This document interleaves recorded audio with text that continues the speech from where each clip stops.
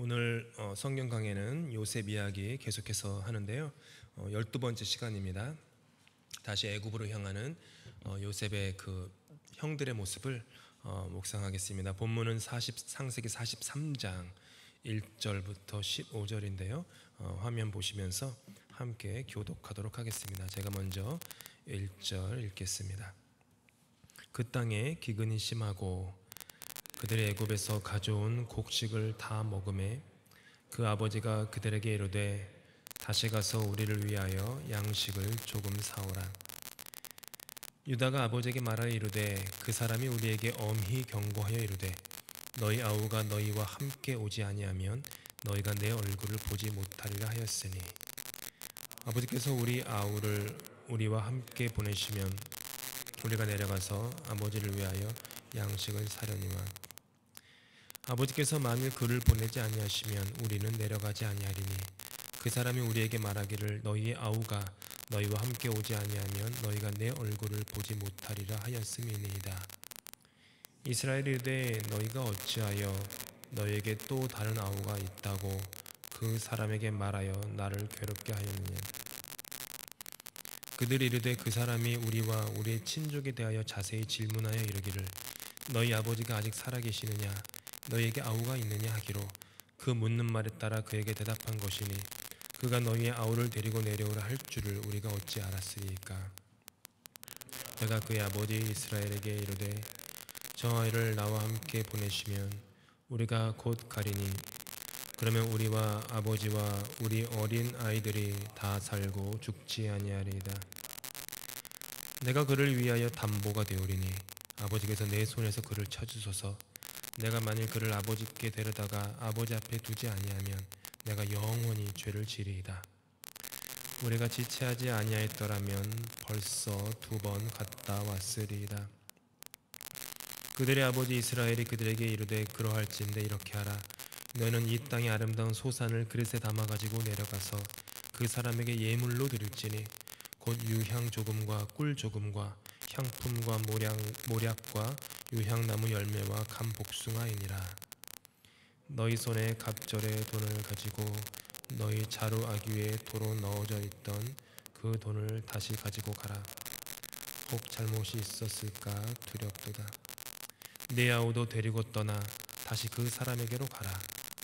전능하신 하나님께서 그 사람 앞에서 너희에게 은혜를 베푸사 그 사람으로 너희 다른 형제와 베냐민을 돌려보내게 하시기를 원하노라. 내가 자식을 잃게 되면 이르리로다. 함께 읽겠습니다. 그 형제들이 예물을 마련하고 갑절의 돈을 자기들의 손에 가지고 베냐민을 데리고 애굽에 내려가서 요셉 앞에 서니라.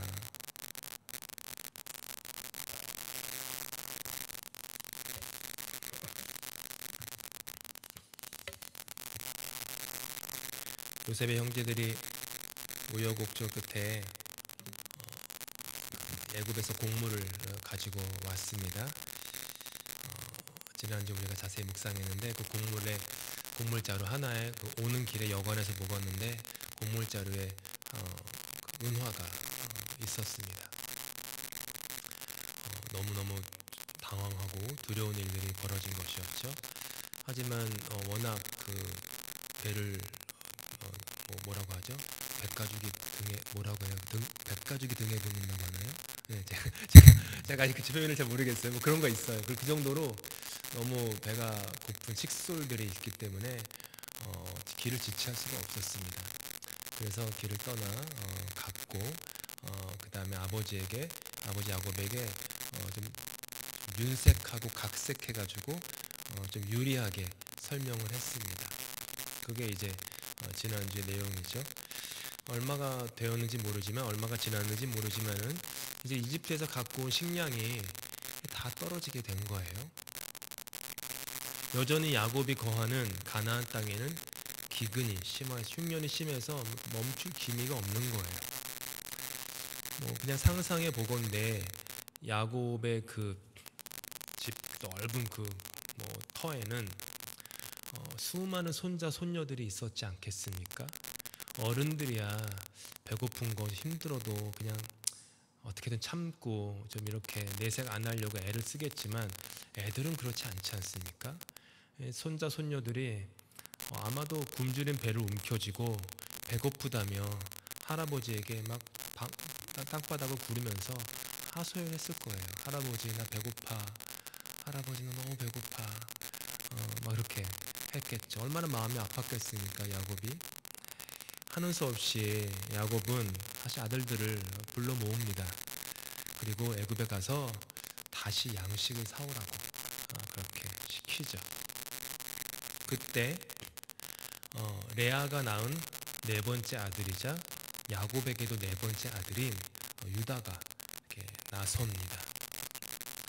애굽의 온이라는 곳에서 총리를 만났는데 그가 우리에게 아버지 엄히 경고를 했습니다. 아주 엄한 얼굴로 경고를 했는데 우리들의 막내 동생 즉 베냐민과 와야만 곡물을 줄 수 있다라는 거예요.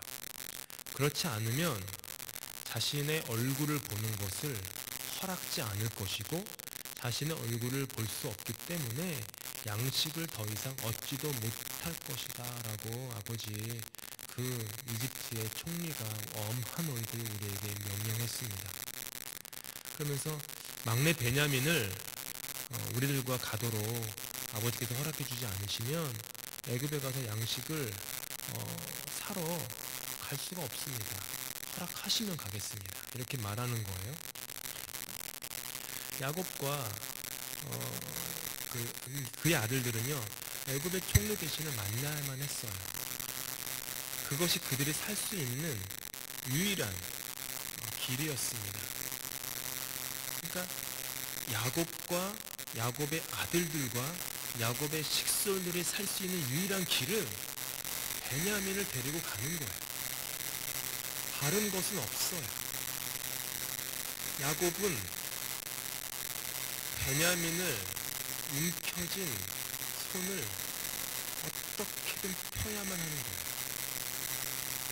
아들들은 아버지의 유일하게 소중한 존재인 베냐민을 요셉이 노예로 걸어갔던 500km의 길을 다시 또 한 번 되짚어 올라가면서 자신들의 과거를 돌아보며 회개해야만 하는 그런 과정을 겪어야만 됐어요. 그러니까 아버지는 움켜쥐던 베냐민을 놔야만 하는 상황이고 형제들은 그 전에 한 번 500km 걸었잖아요.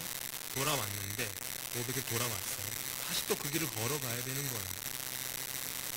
베냐민은 야곱과 그의 아들들 모두에게 내려놓아야 할 대상이었던 것입니다. 우리의 인생에도 베냐민과 같은 존재가 있을 수 있습니다. 있습니다.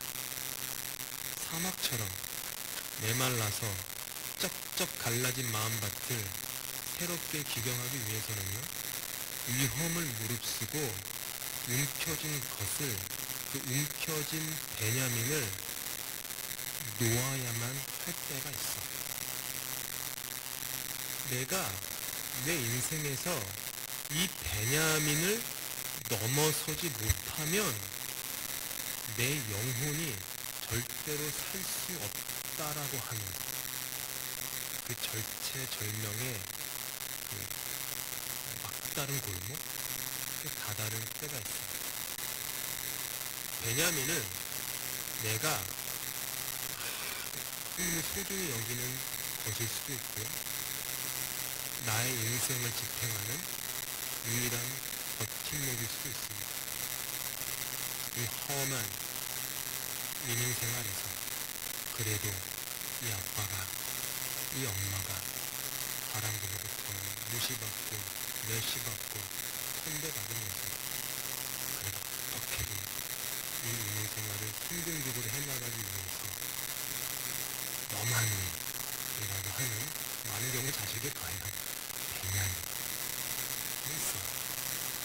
그 베냐민 때문에 내가 나의 인생을 인내하며 삶의 힘이 되기도 하지만 또 한편으로는 그 베냐민을 넘어가지 못하면 어떻게 보면은 야곱에게는 그 넘어가면 약속강 같은 존재. 베냐민을 넘어서지 못하면 결코 내 신앙이 한 단계 더 나아갈 수 없는, 내 영혼이 결코 자유할 수 없는, 온전히 샬롬, 평안할 수 없는 그 베냐민이 있다라는 것이죠. 그 베냐민을 내려놓는다라는 것, 베냐민을 넘어선다라고 하는 것, 말처럼 쉽지 않습니다. 그런데 하나님은 참 얇게도 그걸 요구하세요. 언제나 요구하세요.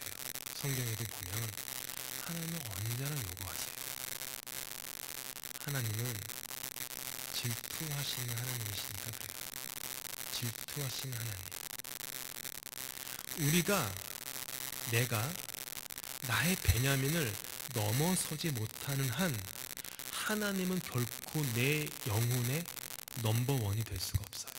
절대로. 하나님은 언제나 두 번째 혹은 세 번째 이 정도인 거예요. 근데 하나님이 첫 번째가 되지 못하면 나의 영혼이 온전히 자유할 수도 없고 온전히 평안할 수도 없어요. 그래서 하나님이 우리에게 베냐민을 움켜쥔 손을 내어놓아라 라고 계속해서 요구하세요. 잊을만 하면 요구하세요. 이 정도면. 다른 걸로 그걸 상쇄하려고도 하죠. 요거는 놓지 못하겠습니다. 대신 제가 다른 거 열심히 할게요. 하지만 뭐 이렇게 좀 시간이 되면 다시 또 하나님이 뭔가 또 요구하시는 것 같은 거예요. 계속. 유다는 아버지 야곱에게, 베냐민 얘기는 뒷부분에 제가 또 돌아갈 거예요. 유다는 아버지 야곱에게 이렇게 말합니다. 9절에서 10절인데요. 함께 읽겠습니다. 시작. 내가 그를 위하여 담보가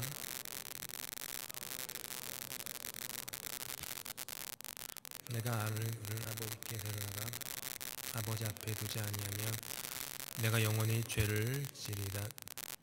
우리가 지체하지 아니하였더라면 벌써 2번 갔다 왔으리이다. 지난주에 묵상한 바에 따르면 큰아들 르우벤이 나서가지고 담보를 내세웠어요. 큰아들 르우벤은 자기의 2 아들을 담보로 내세웠습니다. 이 2 아들을 죽여도 좋습니다. 아버지의 막내 베냐민을 못 데려온다면. 근데 유다는요, 자기 자신을 담보로 내놔요. 만일 막내를 아버지께 완전히 데려오지 못하면 저의 상속권을 박탈하시고요, 아들로서 인정받지 못하는 벌을 내가 스스로 받겠습니다. 이 얘기예요. 형제들의 회심이 이렇게 조금씩 깊어지고 있는 거예요.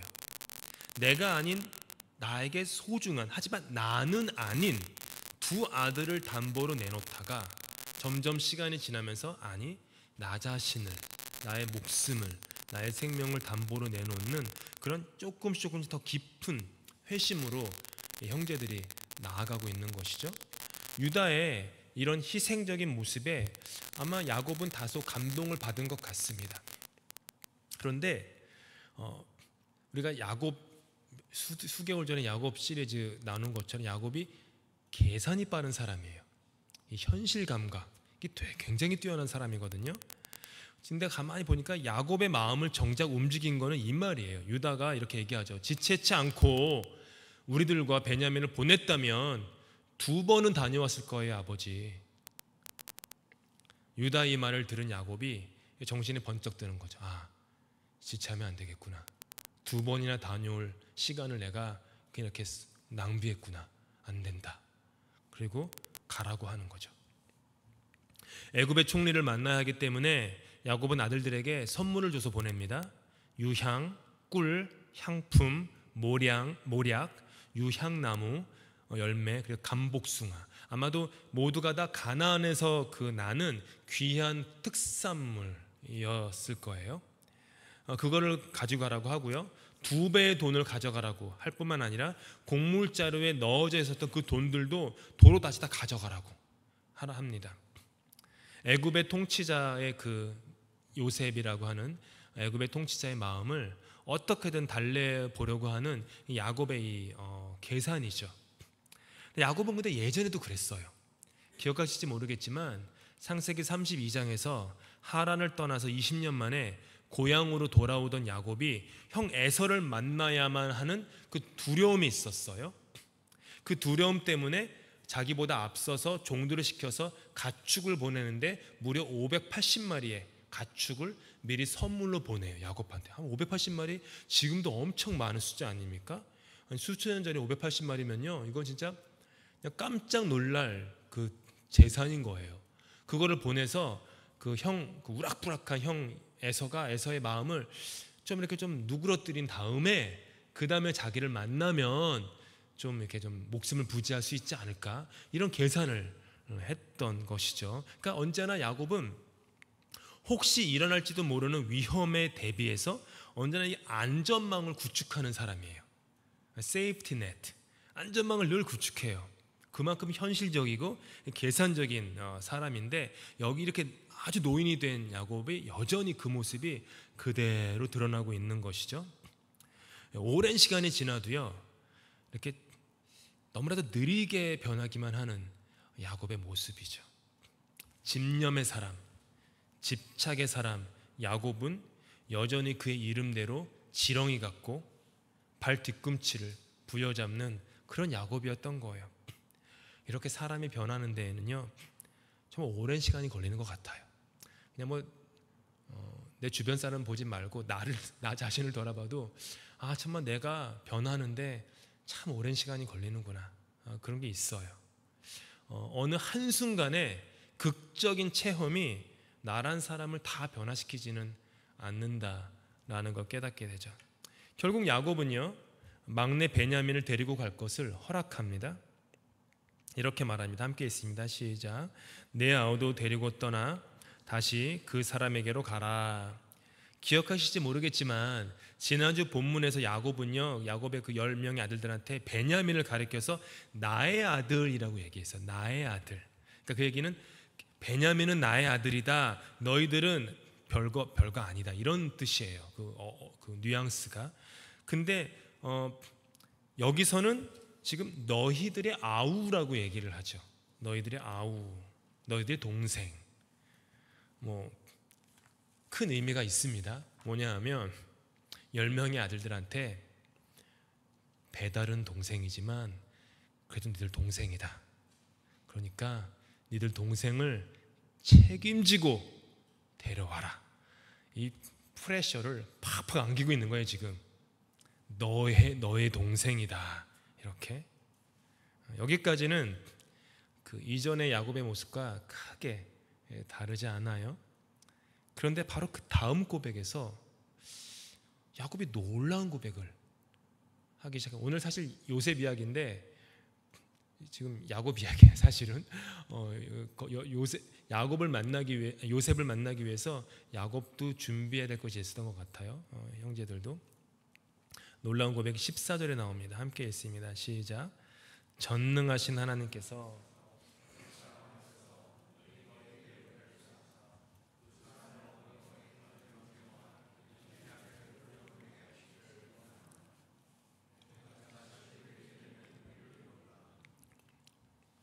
하얀색으로 제가 강조해놨지만 이게 놀라운 고백이에요. 야곱이 어쩌면 평생 걸려서 처음으로 간신히 입 밖으로 꺼낸 진짜 고백, 신앙의 고백. 내가 자식을 잃게 되면 이르리로다. 이거는요 야곱에게 있어서는요 정말 천지가 개벽하는 고백이 아닐 수 없는 거예요. 야곱은 늘 움켜쥐는 인생을 살았습니다. 그는 태어날 때부터요 형의 발 뒤꿈치를 움켜쥐고 태어난 사람이에요. 형의 장자권의 뒤에서 그거를 쫓아가면서 장자권을 움켜쥐려고 그렇게 애썼고, 아버지의 축복권을 움켜쥐려고 뒤에서 막 애썼고, 결국에는 눈먼 아버지 이삭을 속이면서까지 그것을 이렇게 얻어낸 사람이 야곱이죠. 라헬을 얻기 위해서 14년을 아무런 돈도 받지 않고 무보수로 일할 정도로 라헬을 움켜쥐었고, 그녀가 낳은 첫째 아들 요셉을 움켜쥐었고, 그녀가 죽으면서 마지막으로 남긴 베냐민을 지금 움켜쥐고 있는 거예요. 그러니까 야곱은 지금 100년 평생 동안 지금 늘 한순간도 움켜쥐는 손에 힘을 놓은 적이 없던 사람이에요. 늘 움켜쥐며 살아서 태어날 때부터 day one부터 지금까지 계속 움켜쥐고 살았던 거예요. 마지막 남은 게 베냐민이에요. 마지막 남은 게 베냐민. 베냐민 놓으면 내 인생 끝이다. 나는 존재 가치도 없다. 나는 아무런 낙이 없다. 이런 존재 베냐민. 근데 그 늙은 노인 야곱이 이렇게 고백하는 거예요. 내가 베냐민을 잃게 되면 이르리로다.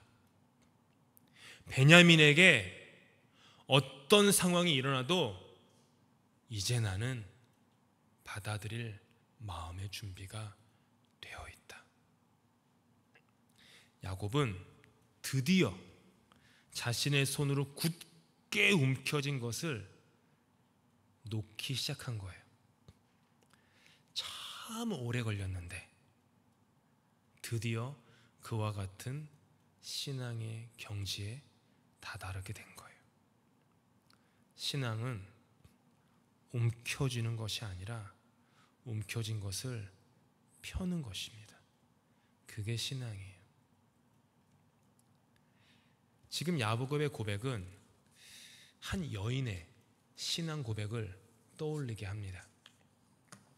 유대인으로서 페르시아 제국의 왕비가 되었던 에스더, 당시 하만이라고 하는 국내 대신은 유대인을 혐오한 나머지 제국 내의 유대인을 모두 다 말살하려는 계획을 세워서 차곡차곡 진행하고 있었어요.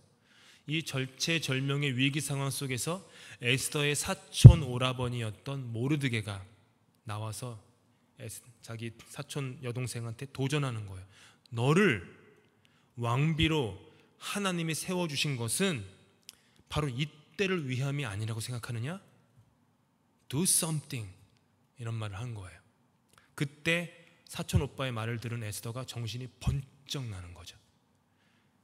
기도하고 금식하고 한 다음에 한참 기도를 한 다음에 나와가지고 하나님과 민족 앞에서 굳은 결심의 선포를 해요. 그게 유명한 고백이죠. 뭐죠? 죽으면 죽으리로다. 죽으면 죽으리로다. 그렇게 자신을 움켜쥔 손을 하나님 앞에 폈을 때 하나님은 에스더를 민족의 구원자로 사용하셨어요. 마찬가지로 야곱은 내가 자식을 잃게 되면 이르리로다 라며 자신의 생명보다 귀한 그 베냐민을 움켜쥔 손을 하나님 앞에 폈을 때 비로소 신앙의 사람이 되어 장차 형성될 이스라엘 민족의 구원자로, 믿음의 조상으로 사용받을 수 있게 되었던 거죠. 근데 여러분 아세요? 참으로 놀라운 거는요, 오늘 본문에서 창세기 저자는 야곱이란 이름을 쓰지 않아요. 계속해서 이스라엘이라고 써요. 이전에는 야복강에서 야곱의 이름이 이스라엘로 바뀌었어요. 그러면서 선사가 다시 앞으로는 더 이상 너의 이름을 야곱이라 부르지 않을 거다. 근데 창세기 저자는 계속해서 야곱은 계속 야곱이라는 이름을 써요. 뭐죠? 여전히 지렁이 같은 야곱인 거예요. 근데 지금 오늘 본문에서 창세기는 계속 야곱이라는 이름은 안 쓰고요, 이스라엘이라는 이름을 써요. 자식을 잃게 되면 이르리로다 라고 하는 고백은 야곱이 할 수 있는 고백이 아니라는 거예요. 내가 야곱으로 머물러 있는 한 나는 절대로 죽으면 죽으리로다, 혹은 내 베냐민을 잃으면 이르리로다 라는 고백을 죽었다 깨어나도 할 수 없다라는 거예요.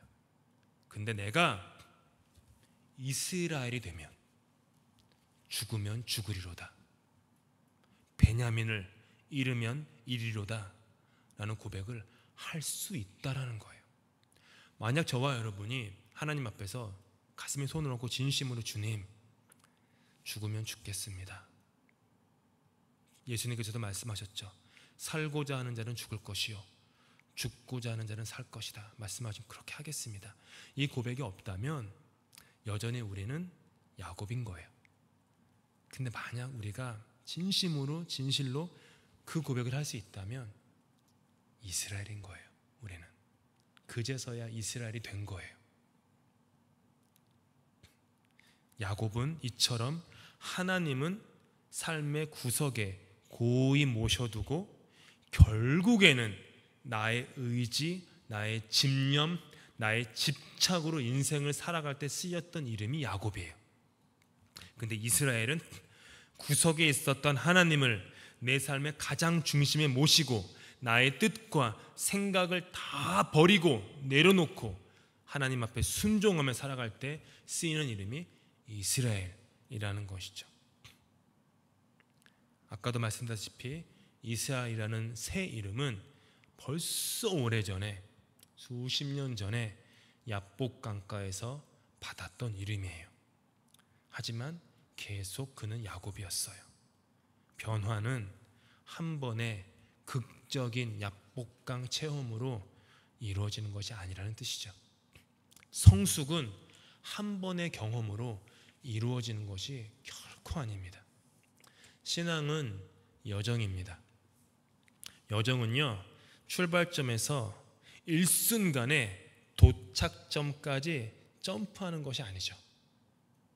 사람의 변화와 성숙은요, 여정처럼 점진적으로 오래 걸립니다.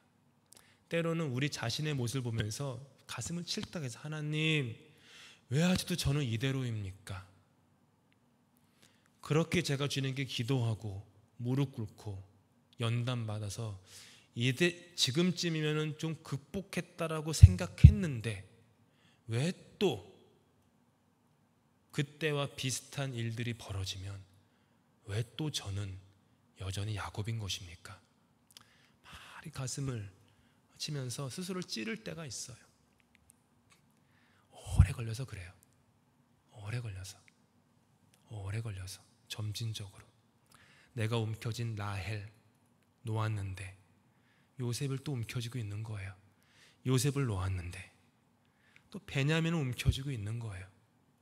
베냐민마저 놓는 참으로 오랜 세월, 어쩌면 평생이 걸릴지도 모르는 게 이와 같은 여정이겠죠.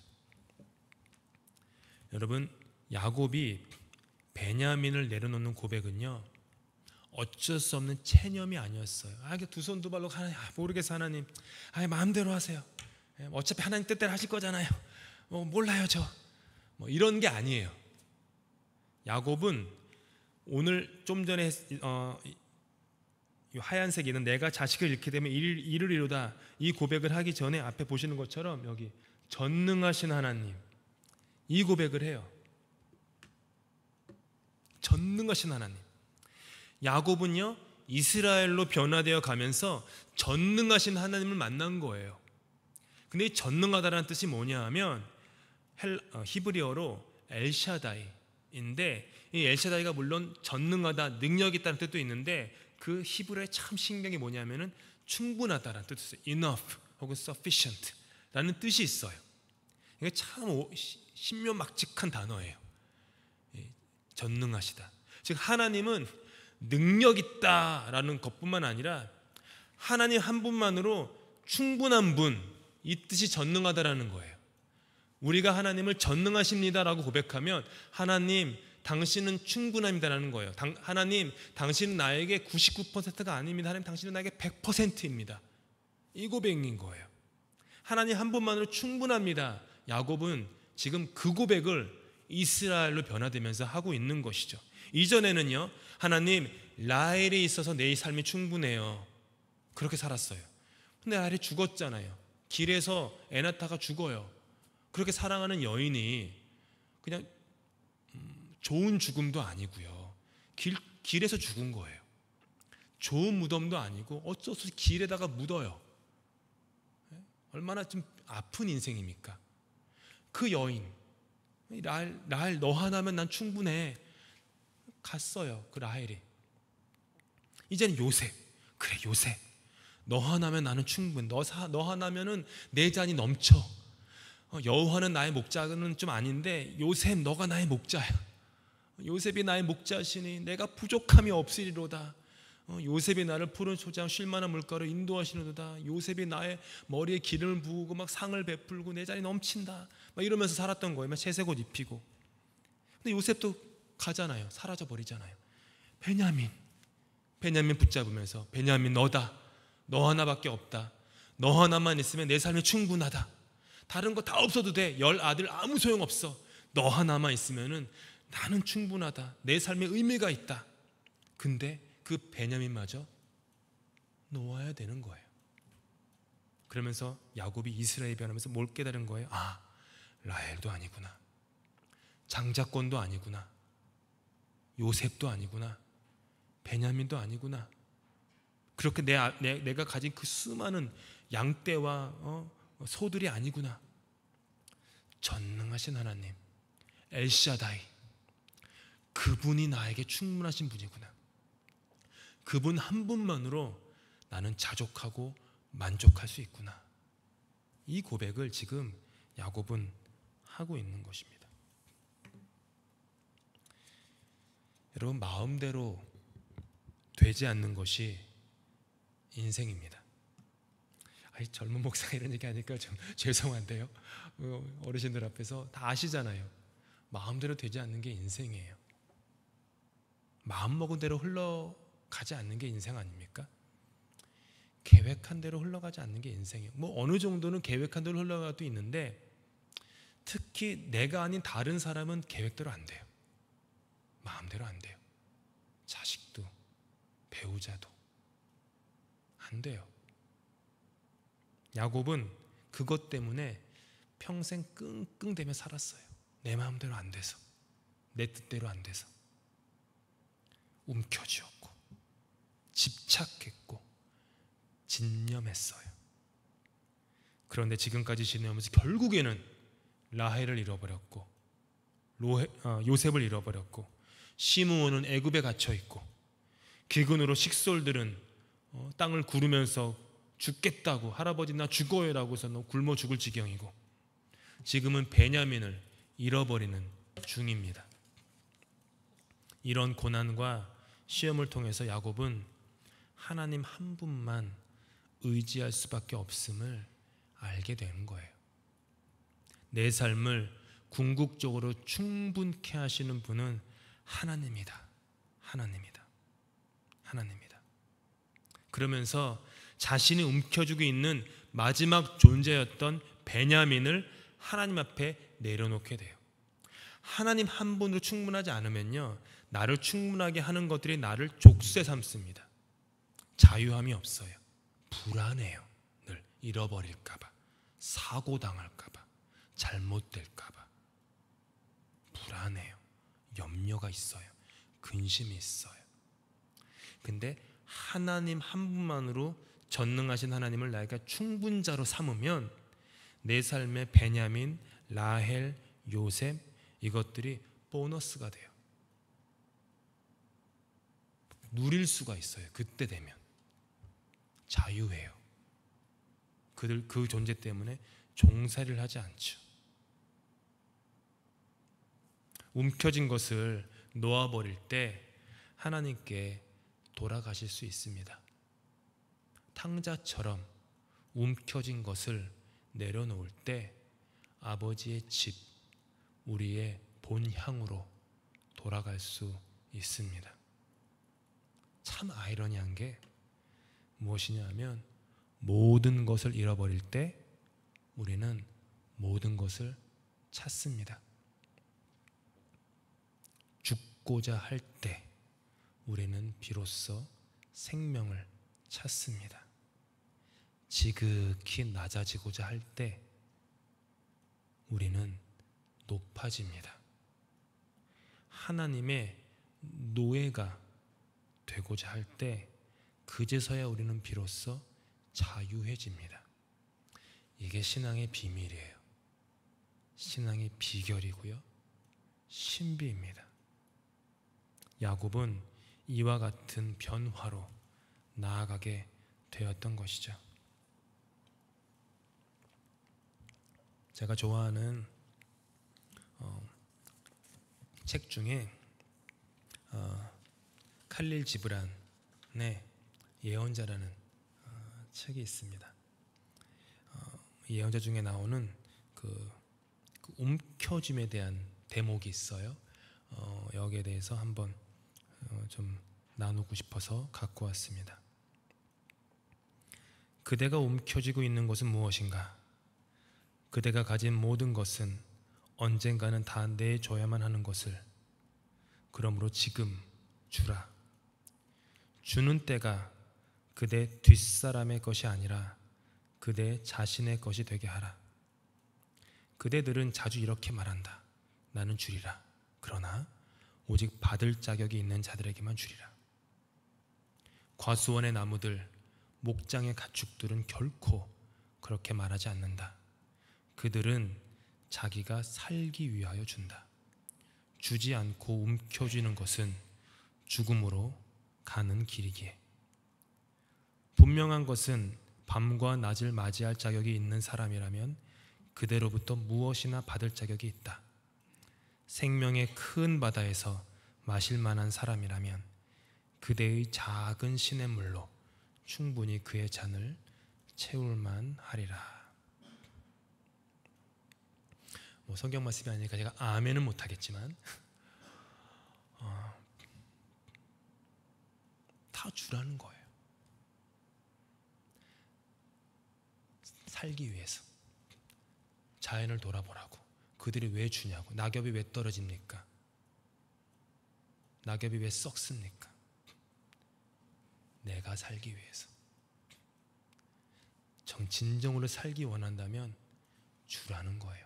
다른 말로 하면 진정으로 살기 원한다면 움켜진 나의 베냐민을 놓으라는 거예요.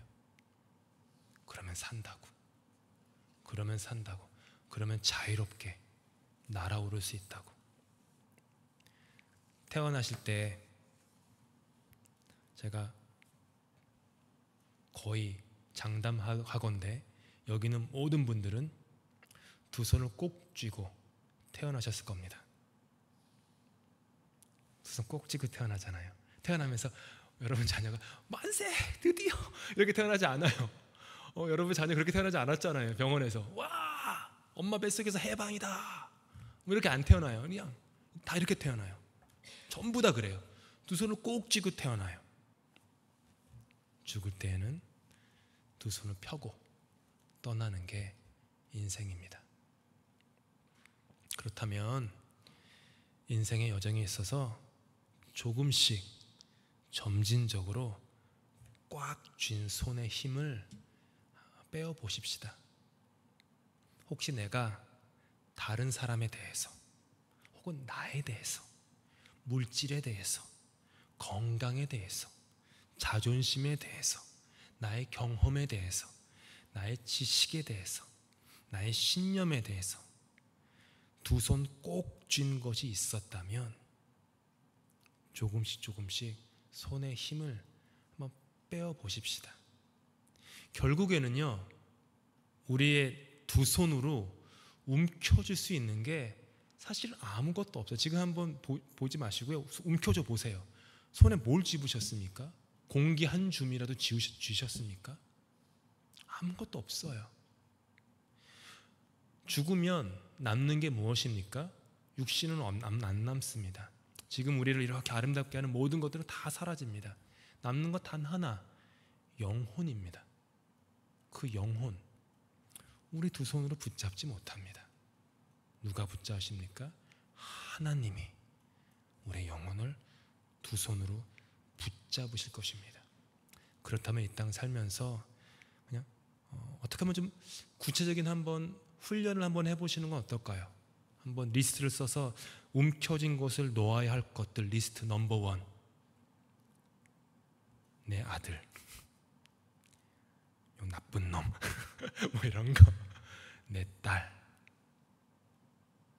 뭐 그러니까 자녀에 대한 것들, 물질에 대한 것들, 건강에 대한 염려, 내가 하는 것으로 인해서 사람들이 어떤 시선을 가지고 있을까에 대한 눈치, 한인 지역사회에서 우리 교회를 어떻게 볼까, 뭐 이런 거, 우리 교회가 더 많이 성장할 수 있을까 하는 불안감, 걱정, 수많은 것들 되게 많을 거예요. 생각보다. 베냐민도 굉장히 많을걸요. 적어보시면 저널에 적어 진짜 많습니다. 그거를 조금씩 내려놓으시면서 조금씩 신앙생활 하시면서 우리가 저 한 뼘 더 자유하고 한 뼘 더 평안해지실 수 있기를 예수님의 이름으로 축복합니다. 함께 기도하시겠습니다. 하나님, 야곱은 평생을 움켜쥐었던 사람이었습니다. 우리도 야곱과 똑같습니다. 때로는 라헬이, 때로는 요셉이, 때로는 베냐민이, 수없이 많은 대체자들이 우리의 삶에 들어와 우리는 그것을 붙잡습니다. 그것을 놓으면 내 인생이 끝나버릴 것만 같은 두려움과 불안 속에서 근심해서 어떻게든 살고자 그것을 붙잡습니다. 그래서 주님께서는 우리 인생에 고난을 허락하시고 역경을 주시고 풍파를 주십니다.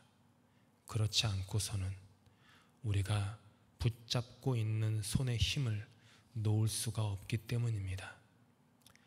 우리 인생에 경험하는 환난을 인하여 감사드립니다. 우리 인생에서 겪는 고난을 인하여 주님을 찬송합니다. 시험을 인하여 주님께 감사드립니다. 우리를 멸망시키고자 하심이 아니라 우리를 살리고자 하심이고, 우리를 주저앉히고자 하심이 아니라 우리를 다시 일으키게 하시고자 하는 주님의 사랑의 은혜임을 깨닫습니다. 조금씩 베냐민을 움켜쥐고 있는 우리의 손의 힘을 풀게 하시고, 조금씩 주님 앞에 자유하고 평안하며 그렇게 자족할 수 있는 우리들의 인생 살 수 있도록 은혜 베풀어 주시옵소서. 주님께서 가르치신 기도로 예배 마칩니다. 하늘에 계신 우리 아버지, 아버지의 이름을 거룩하게 하시며 아버지의 나라가 오게 하시며 아버지의 뜻이 하늘에서와 같이 땅에서도 이루어지게 하소서. 오늘 우리에게 일용할 양식을 주시고 우리가 우리에게 잘못한 사람을 용서하여 준 것 같이 우리의 죄를 용서하여 주시고 우리를 시험에 빠지지 말게 하시고 악에서 구하소서. 나라와 권능과 영광이 영원히 아버지의 것입니다. 아멘.